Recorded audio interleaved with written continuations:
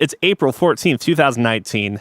This is episode 114 of Fancy Ramen Podcast entitled Faux-hawk Energy. This week, we talk about anime, Game of Thrones theories and spoilers, spring cleaning, Chrono Trigger spoilers, Persona 5 news, Star Wars, Jedi, Fallen Order. And what else do we talk about? A little bit of VR talk is in there, and we also get a little bit more in detail on The Division 2, and we explore Ittle Dew.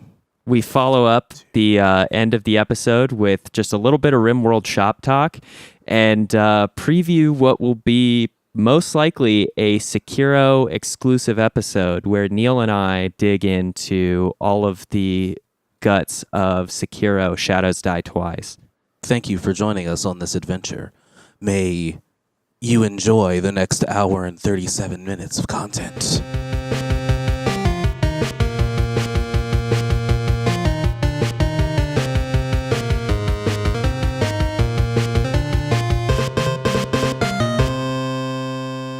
It's been a couple weeks since we've recorded, though. What have you guys been up to? Is there anything relevant before we talk about video games that you feel you would like to discuss? The floor is yours, Cookie. I finished painting my Kingdom Hearts shoes. I've officially worn them out, and now I'm on the prowl for lots and lots of Disney shoestrings, so that way I can change my summons and what worlds I'm in. Besides that, it's finally warm enough to go outside. What kind of temperatures are you guys seeing out in the grand old Midwest? Oh man, it was so beautiful last Wednesday. It was like 70. Holy shit. We almost hit 60 degrees out here, but now we're flirt with 50 to 60 degrees. I want to see lucky number 7s come through on our climate sometime soon. You know, a couple nights ago it did snow. Yeah. We got some snow too, but then it melted right after it hit the ground. Yeah. It was probably like 3 or 4 inches that turned straight into slush and then water. Oof, that's bad. That's worse. Yeah, it sucks, but oh well. It's no worse than the accumulated water on the mouse pad right now. Besides that, I'm planning on seeing Shazam pretty soon. Oh, actually, Neil, you'll be interested in this. The remake of Fruits Basket is tops. The anime Fruits Basket? Mm-hmm. Yeah, I think Tiffany was telling me I should check it out since the original was good. So yeah, and I was like, oh, maybe they're continuing the story. And then I was like, nope, this is definitely the first episode. Oh, well, this is a delightful surprise. I think that aired when I was like out of my anime phase before my, reintroduction into anime years later. Before your true anime phase? Yeah, which is lifelong at this point. Yeah. This was Lizzie's first actual anime. I don't count Nana X Nana. I don't even know what that is. I've never heard of that either. Yeah, that's good. That's good. Why it doesn't count? It doesn't count. It was so bad. I'd much rather watch Jellyfish Princess again. Obscure animes for the win. Jellyfish Princess is about a rich kid who liked to hang out with this poor girl, but the rich kid also cross-dressed, so everyone always thought he was a girl, and he lived with the poor girl in her apartment, in her dormitory, which was only allowed for girls to be there, so it's a lot of wacky hijinks that way. Where does the jellyfish come in? Yeah. There are a couple mentions of jellyfish. The poor girl likes to design dresses, and that came from her love of jellyfish because they look like dresses in the wind or something. I forget. It's been a while. Okay, I like that. And for those who are curious about Nana X Nana, it's about a girl named Nana who meets a girl named Nana, but Nana is very shy and a wallflower, and Nana is the lead singer of a punk rock band, and then there's a love triangle at some point between Nana and Nana's boyfriend. Banana. Bah. And if any of that sounds confusing, welcome to Nana X Nana. I mean, it almost sounds like it could be Fuka. It could have a really good soundtrack if it had an anime. It does have an Or anime. it could be mediocre, like Beck. Or Mongolian Ouch. Chop Squad, I guess. Ouch. I love that I love that anime. I actually like a lot And of the that band. tracks that Chiba sings on, but I don't like any of the songs that the protagonist sings. Fuyuki? Is that his name? I forget his name. Yeah, I don't remember. I've read like a shit, and it doesn't help that I read a bunch of the manga before I watched the anime. So like my preconceived notions of their music turned out to be completely different to what they were actually doing. But So would you expect them to be playing, I guess? I honestly don't know. I mean, like, actually, the Chiba stuff was pretty close to what I expected, but I just didn't know how you translated, like, a band that sort of has a Red Hot Chili Peppers thing going for it, like, ever so slightly, and then you have, like, a simple, like, a typical milquetoast pop singer then come in. Like, how does their sound change? And it changes in a way, at least in the anime, that I'm not really a big fan of. Turns into alternative rock. Yeah, but not like not that I expected this, but when we say alt rock, I think it sounds more like vanilla alt rock. It's not like we're listening to Pearl Jam for the first time. Yeah. I can accept It's that. like pop alt, if that's a thing. And you are also right that the tracks that Chiba's on are much better. Yeah, they're all actually pretty solid. But then like the person that's supposed to be able to move people like through his magical charisma, when those tracks turn out to be like whatever, it kind of beats the entire feeling you're supposed to have there. And when it's a manga, you can imagine whatever the fuck it is, or in his case, not know what to expect, but just think, wow, this must be some powerful shit here, and not mediocre indie rock. I love the I loved him on Full Moon Sway, and that I Got a Feeling that he ended up doing. That was a good one. And tops off to them actually making the bass player from the Pillows. In the actual anime, the bass player like shifted off into his own to his different group who was about to blow up, and then they went to a show and they were playing Pillow songs, and I was like, oh, that's pretty that's cool. great. And he's like, I got to quit the band. Just listen to this track. And they're like, but And what it's about like- Fooly Cooly? That's not going to do anything. Either way, yeah, that's the most of the yeah, that's pretty much all the anime talk I've got for right now. The remake of Whatchamacallit is really good. Fruits Basket. Basket. Anything noteworthy for you, Soggy Mousepad? No. We had a listener mail a couple of episodes ago about Neon Genesis Evangelion or whatever coming to Netflix. Mm-hmm. I looked for it and I put it on my Netflix watch list, but I actually can't seem to actually watch any episodes on it on my PlayStation. Huh, I wonder if it's region locked. I don't know. I don't know what's up with it. It wouldn't show up if it was region locked. Like, Well, it just What- didn't give me a play option. I had no option to play it at all.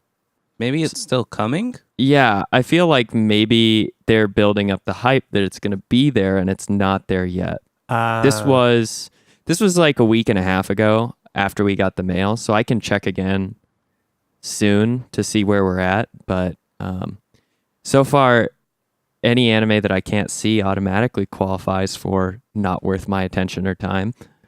That makes sense, especially on the pre-hype of Game of Thrones. It's coming Oh, yeah. June 21st, by the way. Oh, Game of Thrones is airing tonight, isn't it? That's Yep. right. And I have to wait until Tuesday, Why's that? because tonight I've got Gloomhaven, and then tomorrow, and then we switched our weekly D&D night to Mondays because everyone's busy on Thursdays. Well, I'll spoil you on everything. Oh, by the way, Jon Snow is going to... Oh, shit. I had some really juicy-ass theories given to me the other day that all actually seems really valid. And I'm supposed to be participating in a death pool, so if you want to give me like some insider tips, I'm more than happy to. Okay, first off, why is Winterfell called Winterfell? And why would the Starks bury their ancestors from the lowest floor up? Well, what if I told Well, I'm you? stumped. What if I told you that maybe for every night's king, you must have a queen? And maybe there's Okay. something you don't want to see or find at the bottom of Winterfell. And why would a name like Winterfell be relevant to people that descend from the first men? And just maybe, the reason why there seems to be some sort of supernatural bullshit happening in Winterfell is because maybe there's a fucking Night's Queen down there. Just hanging out. Yeah, just hanging, just chilling. Just chilling. Yeah. Doing the same old thing that they did last week.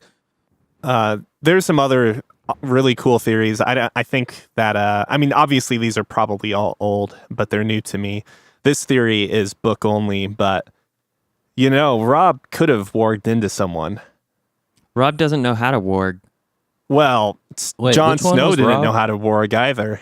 Well, Did he by the warg way, into- Game of Thrones fucking spoilers all over the place here. I feel like people already know at this Yeah. point. Wait, which one was Rob? Rob's the one that got stabbed He got during the red wedding. red weddinged. Yeah. Yeah, he Oh, had okay. a red one. A red one. Okay. I thought he was Ben. Ben was the sad one. Was his name Ben? The second from the youngest or the youngest Oh, who didn't know how to Serpentine? zigzag? Bran. I thought Yeah. Bran was the. No, Bran's the warg. Well, they He all can seem actually to warg, and warg then in some way, Benjen- potentially. Benjen So the whole thing is with the young Jon kid. Snow is that the popular theory is he says ghost, ghost, when he gets stabbed in the novels. And so people think that he actually wargs into ghost because in that same book, the introduction chapter or the prologue or whatever is about a warging into his, I don't remember what it was. He wargs into something before he dies, and it talks about how he exists with the soul within that animal and slowly becomes more and more of that animal. There's also some literature that describes someone trying to warg into another human and describing the physical effects of that occurrence happening. And if you go back to the Red Wedding scene in the novels, you have a very similar thing happening to Catelyn. So Lady Stoneheart might actually not just be pissed off resurrected Catelyn, but pissed off resurrected Rob Catelyn. Now, granted, Interesting.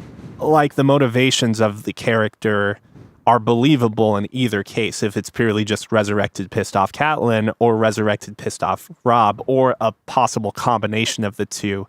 Wouldn't you call him Ratlin then? Or Krob? They're both beautiful names. I'm going with Krob. And also, it seems like with this theory, then the thing I will keep my eyes out for is Jon Snow eating raw meat or randomly assaulting deer as soon as he sees them, Well, I mean, tearing into them with the his, series with his likely- claws and teeth. there's a lot of hints to note that Jon Snow is not going to be the character he was in the novels, along with things like, for instance, I don't know if this is theorized or short? if this is confirmed, but I believe the intention is that we will not have a Jon Snow POV again. And that's because he will likely be a different person once he is revived. And I think one of the common theories is that his time in Ghost is going to make him more ruthless and more wolf-like. Wait, did he die again? No, he didn't die again, but it's just that the TV show was very quick to have him resurrected, and they didn't explore any of the warging things that are foreshadowed in the novels. Game But- of Thrones, Jon Snow died Yeah. twice. That's probably all that needs to be said about Game of so Thrones. though. thematic. Yeah, But good Sekiro tie-in.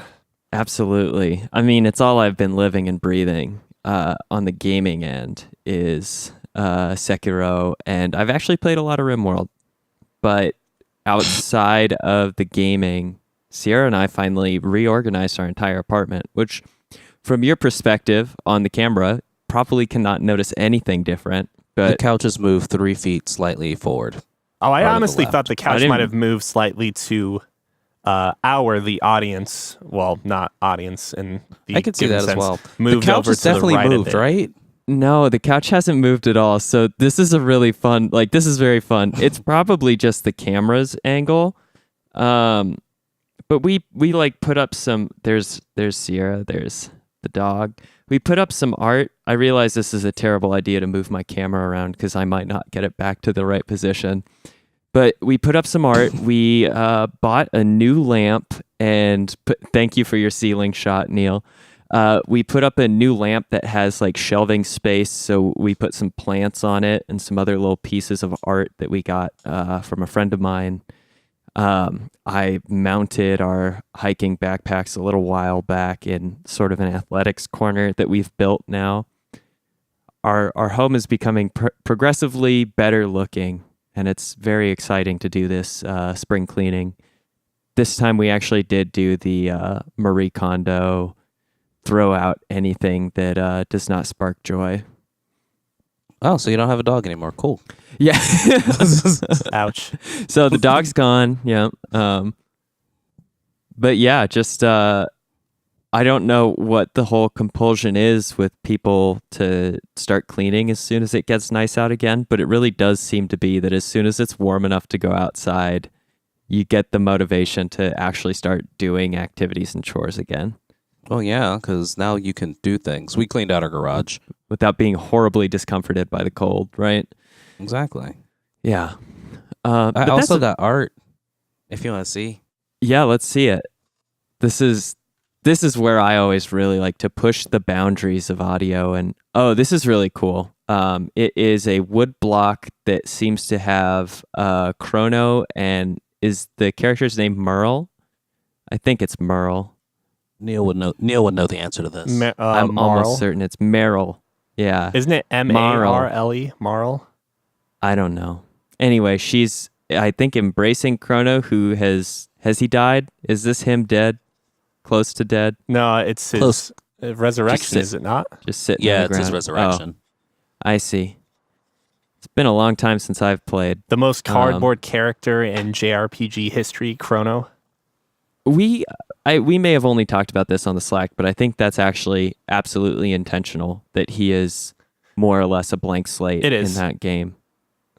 There's Hey, value Neil. to having a character that is completely like characterless, so you can feel like you embody them. And the shock value of having him stripped from your control and the game continuing to play. Chrono Trigger spoilers, by the way. I should probably put... Sorry for the add these- 30-year-old spoilers, yeah. But yeah, no, I understand the merit. Like, I mean, just to make my version of it short, like it is there for the shock value, but I actually think it does belittle the return of Chrono as a result too, because like, yeah, it's cool to have your fucking embodiment, Main? your personal Oh, embodiment back in the game, but at the same time, like I think the game actually kind of wants you to explore this as an option. You can go ahead and just finish the game without Chrono too. yeah. And I think what you're not saying, but what I definitely get from you is that like Chrono's return makes you realize how little of an impact he actually has on the party as a character. Like functionally or technically he has value, but as far as providing it with personality, there's almost no loss of that whatsoever. All the Yeah. other characters pick up the slack of being sad or depressed at his loss, but you could just pick up, is it Magnus? Magus. Or Magus? Yeah. You could pick up Magus, replace Chrono with him as like a main component of your team, and there's character behind that versus just getting back your character that you're familiar with that And has Oh, go that ahead. has no emotion. And really, when you think about like Chrono's achievements, like Chrono within the purpose of the story, you can actually think of it less of all the things you do up to that point as Chrono being the one doing them and more as you, the player, doing them. And that obviously is reinforced by the fact that you continue to play the game with Chrono dead. now with a completely free to choose party. Like beforehand, you have to have Chrono in your party, and after Chrono dies and there on out, even if you resurrect him, Chrono is no longer required to be the like a placeholder. Party leader. Yeah, exactly. Yeah. So it's, I don't know. I mean, I also don't want it to like take away from what a shock and surprise that pulls on the player, especially for that day and age. Like, it's just, I think some of it gets lost on me because that was like maybe the second or third RPG I played. First one being Final Fantasy VI and the second one being Final Fantasy IV. Then say like, I mean, it seems typical because like that Chrono Trigger twist, if you want to call it that, or shock, is actually like huge in hindsight and given the context of what games are, especially JRPGs. And yet, like on an emotional level, I was way more moved by the Final Fantasy IV plot line where Cecil becomes a paladin or a white knight and shedding his dark knight past. So it sounds to me like the same narrative element used by a company that rhymes with Square Phoenix might have lost its impact time and time again.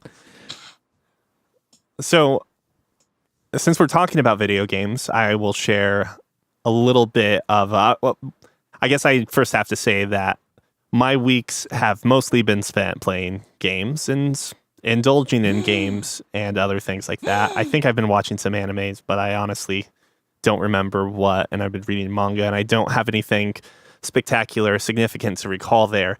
So let's talk about video game news real quick, or rumors rather, because there's one juicy bit that I wanted to bring up that was brought to us thanks to gearnuke.com. So this is in regards to Persona 5, the Royal, Persona 5S, and Persona 5A.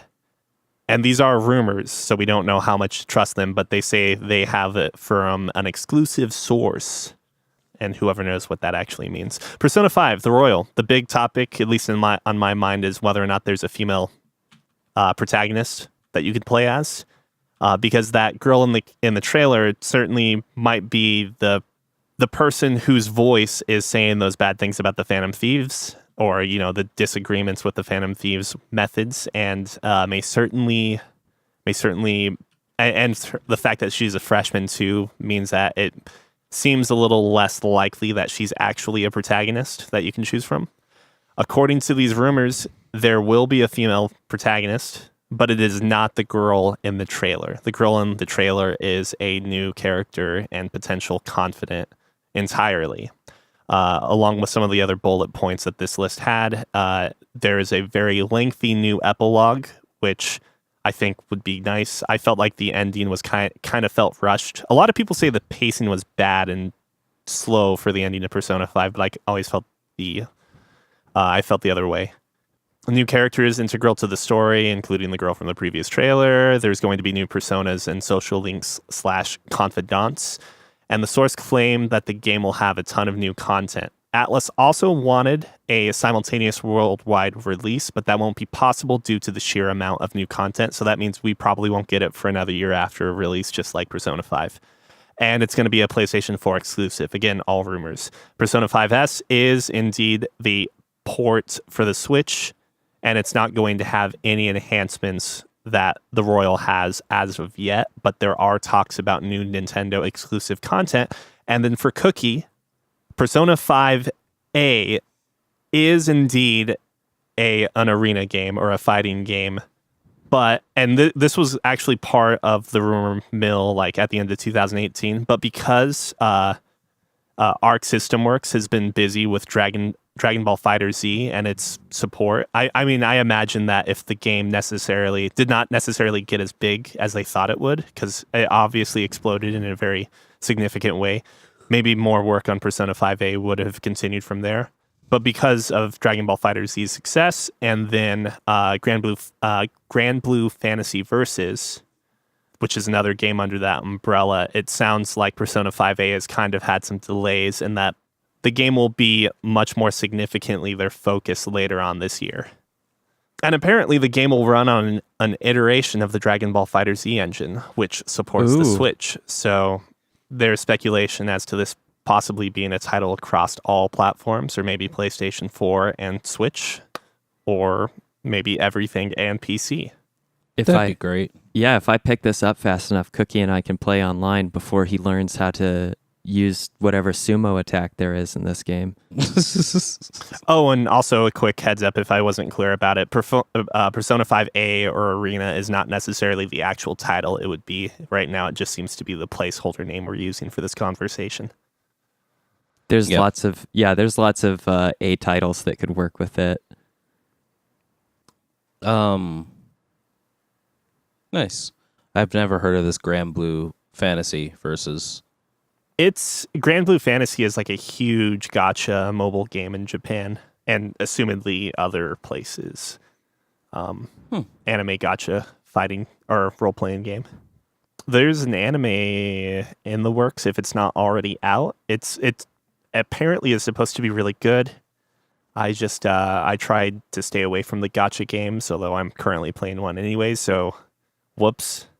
Maybe I should check out Grand Blue Fantasy later. Who knows?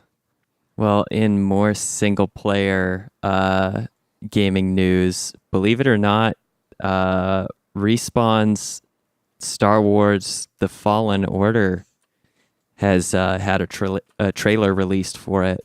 Let's see, Star Wars Jedi Fallen Order, that is an entirely single player story game that seems to be surprising everyone that EA has backed a game with no multiplayer or microtransactions in it. It's early. Yeah. It They looks can still just shut they that can down. turn it all around.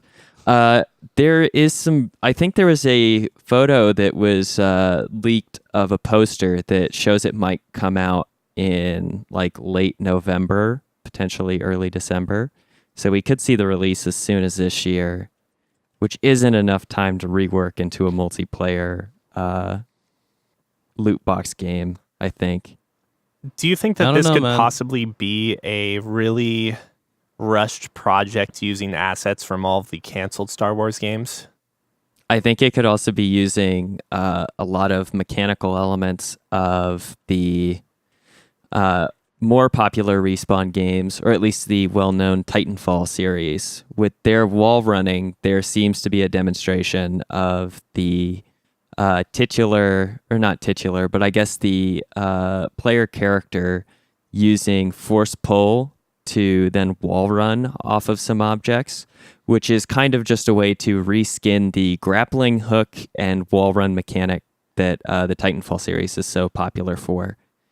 The use of like momentum and like clever movement could be a cool way to bring Jedi flavor to bring Titanfall's like movement mechanics with Jedi flavor to the melee action of a Star Wars single player game. But we'll see. It could be good. I mean, a lot of people really loved the is it Jedi Knight and Jedi Knight 2 games that released back in the early 2000s. Those were first person, and I think they had third person elements, and I don't know how well they were received, but I could see some people getting very excited for that.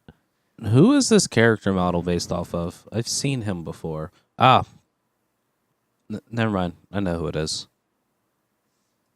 I mean, redhead isn't he from gosh darn it, what's that show called? It was a American show that started off as British about poor Office? people in Chicago. Never mind, not The Office.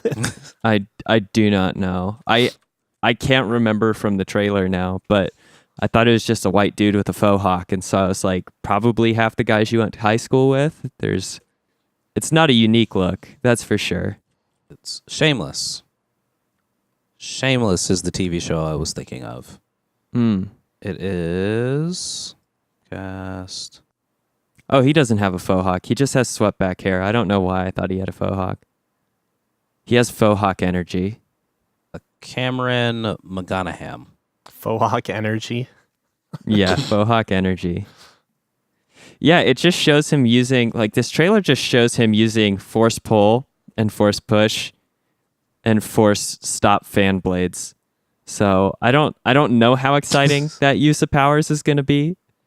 But man, if they have some really like tactical combat in it, that could be pretty cool. But we'll see.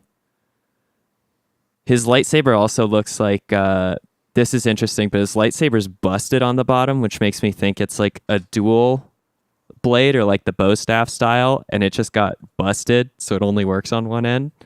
So maybe he can fix it at some point in time in the story, and you can get not dual wielding, I guess, but two-handing. Those are two very different fighting styles. Not saying it's not going to happen. I was just thinking to myself, if you learned how to use a lightsaber with one end working in this case, and then suddenly the second one just starts working in the middle of battle, like, you're fucked. Yeah, that'd be pretty. I mean, you'd probably just die, right? Right. Like it looks like there isn't an output port on the busted end because it's like loose wires and stuff. But let's say, for the sake of argument, that you're right and it just works on the other end. More often than not, out. I think it's just like shooting right into your abdomen. Yeah. So, not a great move. Well, and I was right. It was Carl. It was him. Cameron Monaghan? Yeah. He does look a lot like it, to be honest. he does have a lot of Faux-hawk energy. He does have Faux-hawk energy, see? And then when you go to his IMDb page, it says Star Wars Jedi Fallen Order. It does. So the main character is Cal Kestis, because these two look alike. That's a really good eye, Cookie. When I saw his red hair, I was like, oh, that looks like the cat from Shameless. Or the cat from Poor Chicago Show. Poor people in Chicago. Yeah. Oh, I thought your important news that you were going to be talking about, Scott, that was single player, was going to be Valve's headset that they announced. Kind of. I didn't hear about this at all, actually.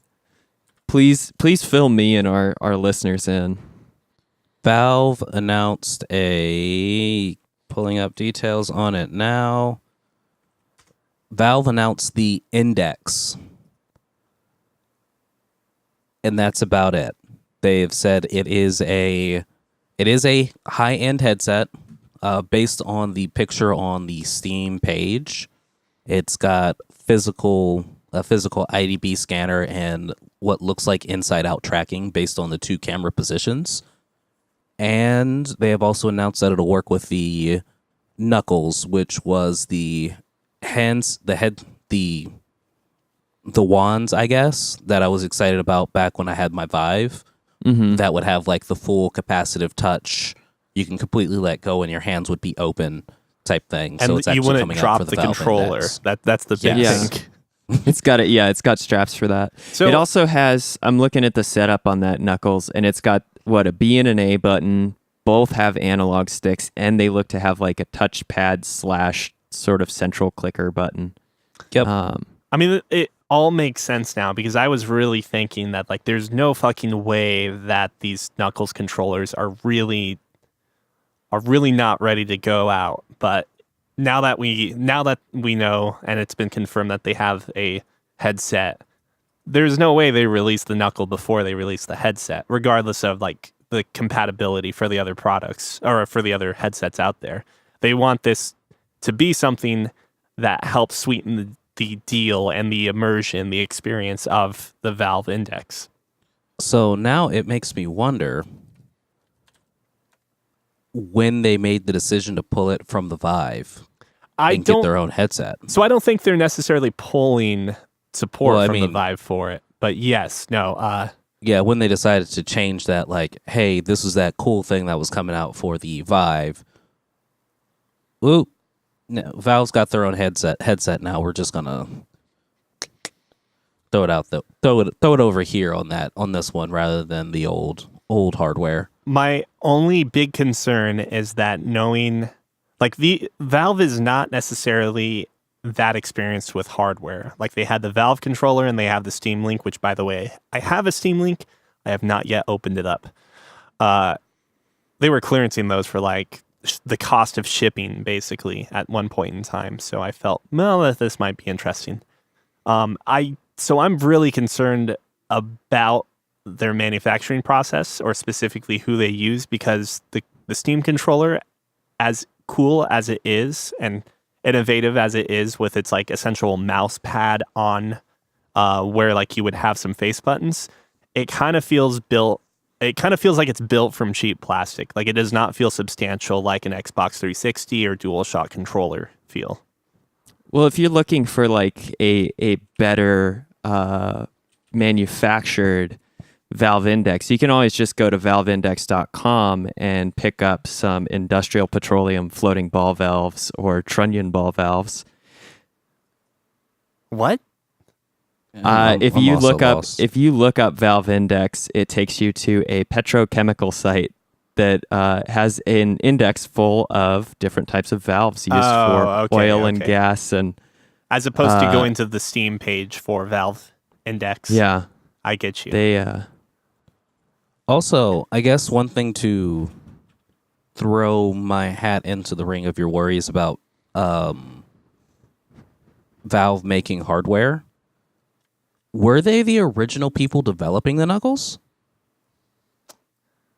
I thought they were, but I don't know. remember. I'm trying to find out who was actually originally, like, when the Knuckles were first introduced. Because since HTC was making the headset, I was thinking, I knew it was a third party making the actual Knuckles, but it seemed like they had like a Kickstarter. Knuckles. I mean, it wouldn't be surprising if there was a Kickstarter for a very similar product that, had the same name. Well, that part. I mean, if you just called it the Knuckle, it might not be. I don't know. Copyright's an interesting thing. Let's just say, there are other VR things, VR products out in the market or marketplace or existing or attempting to exist that were started through Kickstarter as well. Through third parties like the Pimax. I think it's just called the Pimax. I don't remember the company's name. Actually, I just found them, and I think this was the original Knuckles. Yeah, Pimax controllers look a lot like Valve's early Knuckle prototypes. Was a no, maybe these weren't it. No, yeah, those weren't it. the Pimax thing is separate from what I know. From what I've read. Anywho, though, the Valve Index, is this enticing enough to get you back into the quote-unquote enthusiast level of VR headsets? So, depending on what they price it at, because I do know I am going to be picking up the Oculus Quest as soon as it comes out. And I do have enough cash that I've been like kind of saving / selling shit for to get the Oculus S, so that way I can stay on the, hey, here's my high fidelity thing, and here is also the standalone thing. By the way, they both work with the same, like they've got, at least they're hoping that a lot of people go for the cross buy. So if you buy it for the S, you get it for the Quest if it's available. So I'm hoping to not have to like shoot between things, but if they announce this at a nice price point, I would be interested in it just because I already have a bunch of Steam VR games anyway. What kind of price point would you anticipate for this type of equipment? So honestly, what do you I think they're going to pitch be... it for, and then what would you like them to pitch it for is really the question, because I don't think that those numbers might line up. So what do I think they're going to pitch it for? At the least $599. What I would love for them to do is try and pull some people off of the Oculus Rift S and then actually price it at that whole, I forgot what the Oculus Rift S is going to be. $399, duh. Because that's what I'm paying for the Quest. So that's kind of what I hope. At worst case scenario, I'm honestly thinking I'm going to end up getting at least one more Labo kit. Because I've heard good things about the Labo VR so far. Well, it is going to come to Breath of the Wild, which I think could be an amazing use of it. Mm-hmm. And that's low key kind of the only reason I want to get it. I think I'm only gonna get the base version, so not the one that comes with all the things. It just comes with the headset part, and it's only like $40, Mm-hmm. which I find like, oh yeah, that's a good price point for that. Do Honestly, a little Mario Odyssey. Yeah, if there were just a couple more areas in Breath of the Wild to do like some good shield surfing, I probably would pick up the VR just to do that, and then I'd have a game within a game to enjoy. I can dig. So yeah, that's what I was hoping we would talk about for news. VR hardware. We'll find out more at the end of this month / in May when it comes to the knuckle. Persona 5 R details. Oh, and Joker's coming to Switch. That's right. When's the release of his character for Smash Bros? I think it's the end of this month. I still have yet to contact Nintendo support to get Piranha Plant. Well, so what games have you guys been doing? Have you guys been playing? So I recently visited a friend who we went to eat at the Brazilian steakhouse that's in Lincoln, Nebraska. And she let me borrow a game called Ittle Dew 2 on the Nintendo Switch. Now that is ITTLEDEW 2.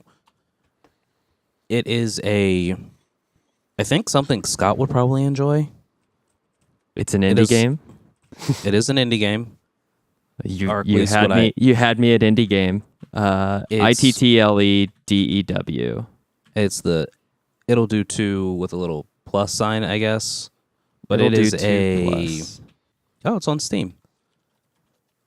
It is a cute little kind of hand-drawn-ish looking isometric RPG, very reminiscent of your old school Zelda games, with just like an interesting story so far. Like the beginning of the game starts off with you are adrift at sea on a raft, only to find land, and then find out that you actually weren't adrift at sea. You were actually in a small little pond. And by a small little pond, like 12 by 12 grid pond, so not even like 8 feet wide. And your raft breaks, and you're trying to get off the island that you're on, that you're in the middle of. Mm-hmm. And there's this mysterious old man trying to basically keep you from exploring his island. And it's cute. It's got little like puzzles and things. It's like, oh, you talk to a person on the inside of a house, and they're like, oh, you look like an adventurer. Hopefully you're not an annoying adventurer who likes to walk counterclockwise around the tree in my yard. And so you went and walked counterclockwise around the tree. I did, and there was a nice little thing, nice little hidden thing. Then there are also little fun things like, this was supposed to be a puzzle, but I forgot how to reset it. You could just go down the stairs now. It does look like a cute sort of Link to the Past era Legend of Zelda style dungeon / overworld exploration game. It looks like a fun little action adventure game. And I think even the character design is very reminiscent of Link. Blonde girl with like green shirt and gold belt buckle. It looks like she's using a stick for combat. Yes. Yeah. And it's just cute and charming with half the things it does. Like you can do the dungeons in any order. So I did like the first area's dungeon. I went to the second recommended dungeon. Then I got to the third recommended dungeon. And it starts off, you're in you walk into this guy's house, which you know is the dungeon. And the guy says, yeah, I have a little bit of a water problem, but that's about it. So then you go downstairs and your character starts talking like, man, I thought I was supposed to be like going through like dungeons and things. And her sidekick is, yeah, well, you have been doing dungeons. She's like, no, I'm in the basement of some guy's flooded basement right now. Yeah. Then she's like, wait, is this the water temple?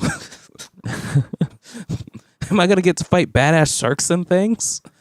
So yeah, just cute little things like that. Yeah, Ittle Dew too. It's available on both Switch and Steam, apparently. Yeah, it's a nice little, fun little thing. I found out that it has this really interesting mechanic. So you know when you see blocks and things that you can like push back and forth? Mm-hmm. So it's got those, and then it's got blocks that are made of ice. So instead of pushing them once, they slide the rest of the way. And you know, you've got that whole little thing with the block with the ice. Mm-hmm. And this game pulls a very interesting thing. You can shoot the blocks from a distance in order to push them one square, and if they're made of ice, they'll go ahead and slide. The game's not theoretically based on like a grid, but the blocks only move north, east, south, west. Now, if you are diagonal from the block and you shoot it, you can actually push the block in a northeast or southwest type of direction. And I was like, oh, I haven't seen that kind of mechanic in a game.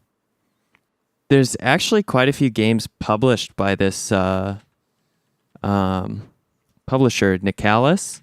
They've got VVVVVVV, Tasukete Tako-san, which I was excited for, but turned out to be kind of lame. Blinding of Isaac, Binding of Isaac, and then Cave Story. They've got a pretty big catalog of games that they've published that I think are pretty good, or at least have good ideas behind them for retro gaming. I'll have to check it out. I'll put it on my Steam wish list. But yeah, so that's kind of the been playing the bejeebers out of that all morning for a couple of hours. And then I also got a chance to, we're also getting a bit further in the Division 2. Still not quite at the end game. We're about 90% of the way to the end game. Basically, the way the game works is you get through all the story content, go through the big strongholds in the area, and then this elite group of mercenaries moves into DC and like takes over everything. So it changes all the main missions and everything to be actually very different from what they were before. So like we go into a mission the first time, you're like, okay, this was that annoying mission where we did this. Never even happened because now we're fighting a different group of people. So they actually are like, okay, you made this change in the world the first time you played the mission. So one thing we had to do was like shoot down a door with a big ass Gatling gun. That door was already shot down, so we didn't have to worry about doing things like that. So definitely enjoying how they're changing everything through the halfway step to the in-game content. Mm-hmm. But we've got one more stronghold to do. We are now on world tier 4 out of the 5 world tiers that are available. After we finish this last strongholds, we'll be on world tier 5, then officially waiting for the raids and proper in-game content. So far, good times. Good times so far. That's all the gaming news I've got to talk about. All the gaming goodness I'm talking about today. Scott, before I let you go, I'm going to present you with an idea, since I have a feeling Sekiro will be a very long conversation. Yeah, I'm glad you brought this up. Go right ahead.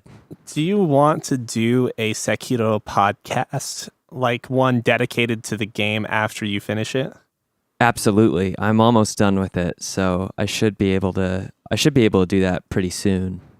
And to you, listeners, I have more to say than possibly could be contained in a tiny, segment. Yeah. segment in the podcast. I share a similar feeling about that. I don't know when I'll finish it, but I've been splitting time with Tiffany, as I've probably brought up before, and Tiffany's I think at the last bosses or so, and I basically I just beat Genichiro and the corrupted monk the first time.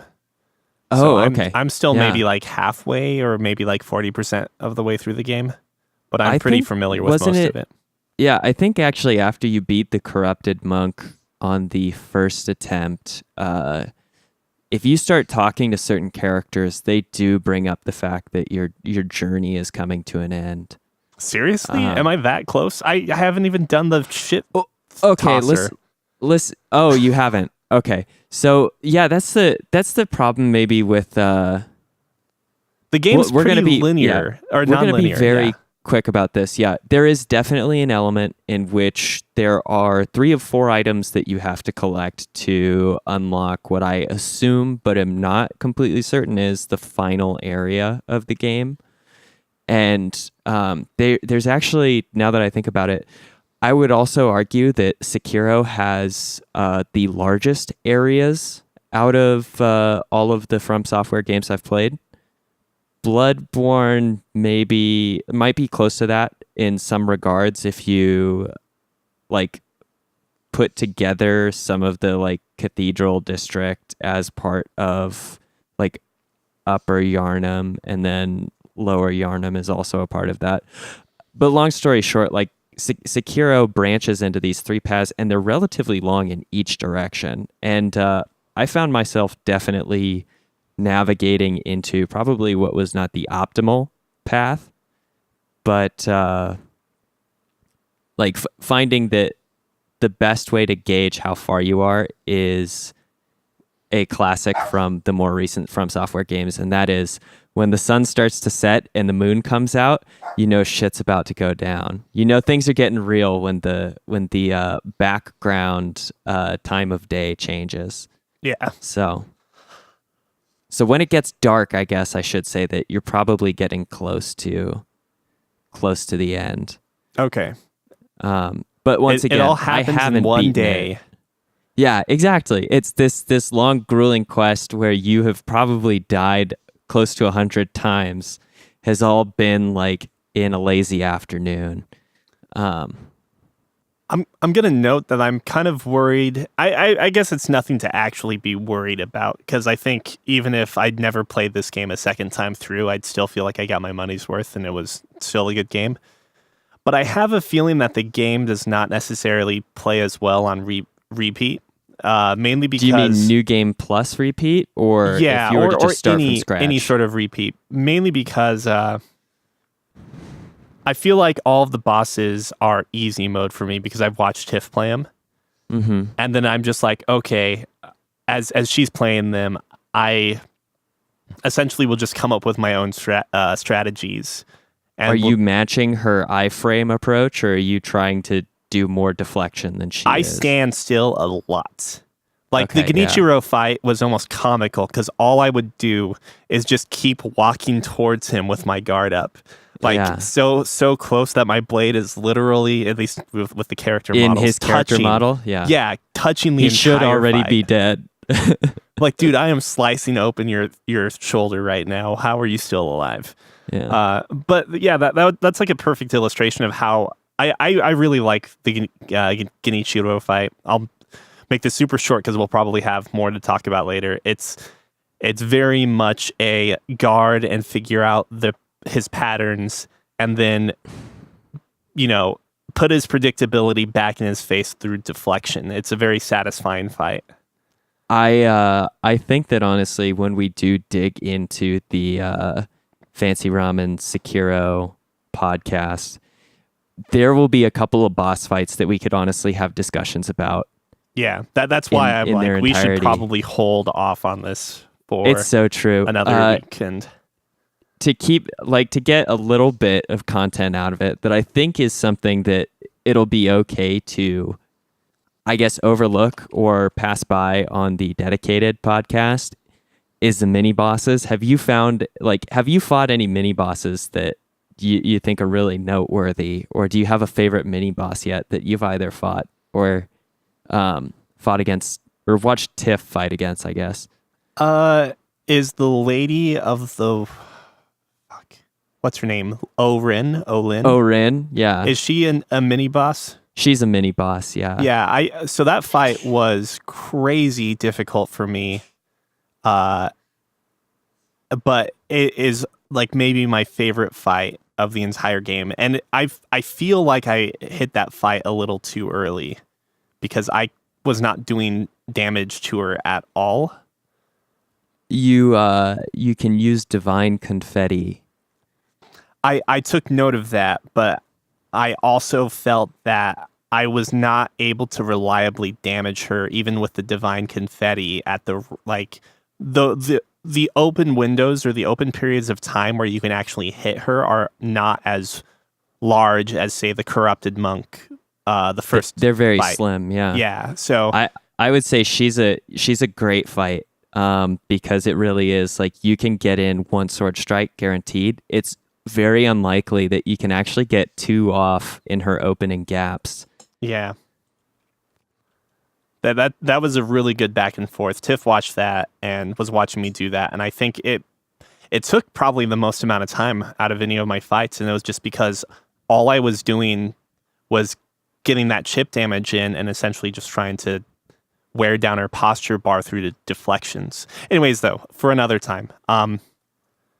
You have any other games aside from Sekiro you want to bring up?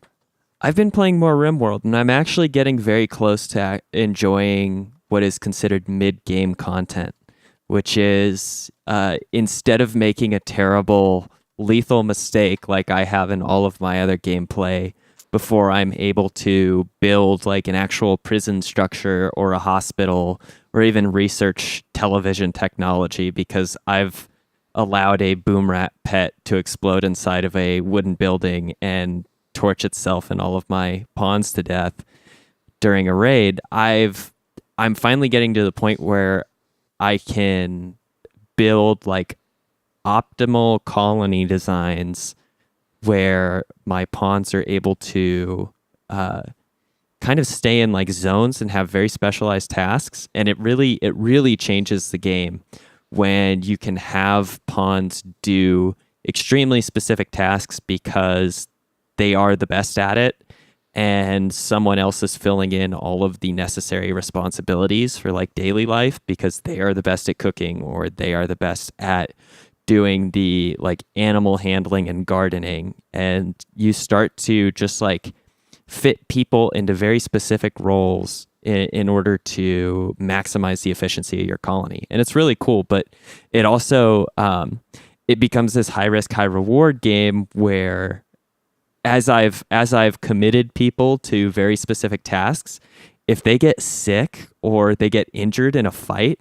I can just watch the impact of like their lack of presence causes my efficiency or the effectiveness of my colony to just like completely plummet. Like if my cook were to get food poisoning or get, I don't know, like take an injury to their hand where they can't manipulate food as effectively, my colonists even filling in on the task to some degree could starve because I don't have someone who's cooking all the time from sun up to sundown with their work activities. And it's really interesting at that point because almost the more pawns you have, the more valuable they are in a very specific role, and it makes keeping them alive and incentivizing their survival, I think, even more important than when you have 3 people in a colony who are all doing like half-assed to okay jobs at most of their tasks or duties because they all fill in for one another and no one's particularly good at anything. And so their expendability towards getting a new colonist or pawn is like a relatively low risk, minus the loss of work until you have a new body. But if my like 15 out of, because the maximum skill cap is 20, if my 15 skill cap artist dies, all of a sudden I have no one who can fill that role in the same way. And my base runs out of like a revenue stream to sell art. It's really interesting. I'm enjoying it a lot. I can't wait to actually reach what is considered on a lot of like forums and guides as mid-level or mid-game when I'm running specialized buildings and operations. Until I can do a successful surgery, I won't count myself at mid-game yet. So, did you play Fallout Shelter? I did play Fallout Shelter.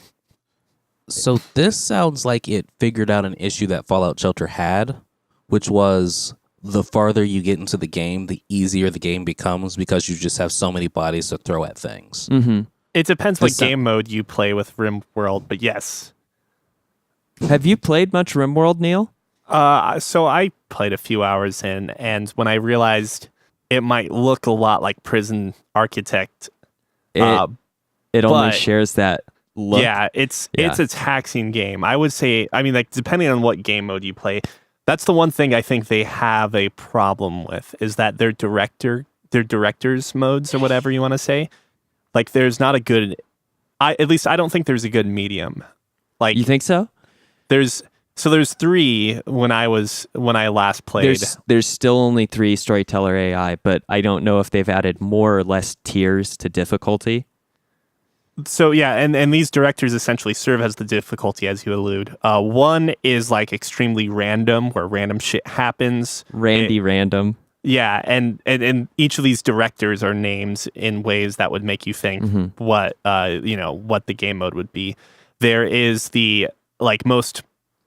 there's the calm, easygoing director, which Phoebe chillax. Yeah, which I think is maybe like there's not enough challenge. It's like colony builder easy mode, and I think the biggest thing I've noticed with her is she can still have like really intense events, but they're just spread out over a much longer period of time.